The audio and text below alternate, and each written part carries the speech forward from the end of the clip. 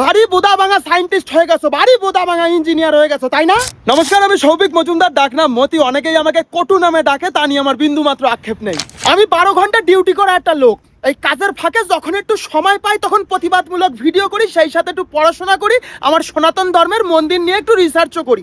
যতবার আমি মন্দির নিয়ে রিসার্চ করতে যাই তখনই আমি টাসকি খাই যাই, তাজ্জব খাই যাই, অবাক হয়ে যাই যে কি করে সম্ভব এই ফিনিশিং, এই কাজ, এই কারুকার্য, এই আর্কিটেকচারাল ডিজাইন কি করে সম্ভব। হাজার হাজার বই খুলে ফেললিও, পলিটেকনিক, ডিপ্লোমা, বিটেক, এমটেক করে ফেললিও এরকম ফিনিশিং করা কিন্তু সম্ভব না। হয় আমি একটা ইঞ্জিনিয়ার হয়ে এই কথা বলতেছি, আমার স্বীকার করতে কোনো লজ্জা নাই। কিছু কিছু নাস্তিক, কিছু কিছু সায়েন্টিস্ট আর কিছু কিছু ইঞ্জিনিয়ার, বেশিরভাগ ইঞ্জিনিয়ার এইসব জিনিস মানতে চায় না, কিন্তু মানতে হবে। তোদের দম আছে এরকম একটা আর্কিটেকচারাল ডিজাইন তৈরি করার, এরকম একটা আর্কিটেকচারাল পারফেকশন তৈরি করার? তোরা যে অ্যাপেলস ফুটোয় যে অফিসে যাস, দেখ আমিও কিন্তু গড়ি পরে অফিসে আসি, কিন্তু এই সমস্ত গড়ির সৃষ্টি কোথা দিয়ে? কোণার্কের সূর্য মন্দির দিয়ে।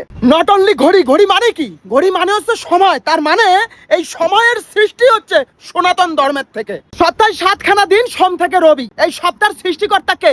আমাদের সনাতন ধর্ম। ওই কোণার্কের সূর্য মন্দিরেই কিন্তু 7খানা গোড়া আছে। ওই 7খান গোড়া মানেই কিন্তু আমাদের এক সপ্তাহের 7খানা দিন, সোম থেকে রবি। ওরে এই সমস্ত বিল্ডিং টিল্ডিং দেখতে পাচ্ছিস, এই দেখ কত বিল্ডিং, হাজার হাজার লক্ষ লক্ষ বিল্ডিং। এই বিল্ডিং এর সৃষ্টি কিন্তু একদম গোড়ার থেকে উঠেছে। কিন্তু আমাদের সনাতন ধর্মে এরকম বহু মন্দির আছে যেগুলো উপর থেকে সৃষ্টি হতে হতে নিচে এসছে। কি করে সম্ভব? How is it possible? ভারী বোদা ভাঙা সায়েন্টিস্ট হয়ে গেছো, ভারী বোদা ভাঙা ইঞ্জিনিয়ার হয়ে গেছো। হ্যাঁ, এই সমস্ত বিল্ডিং এর সৃষ্টি কোথা দিয়ে?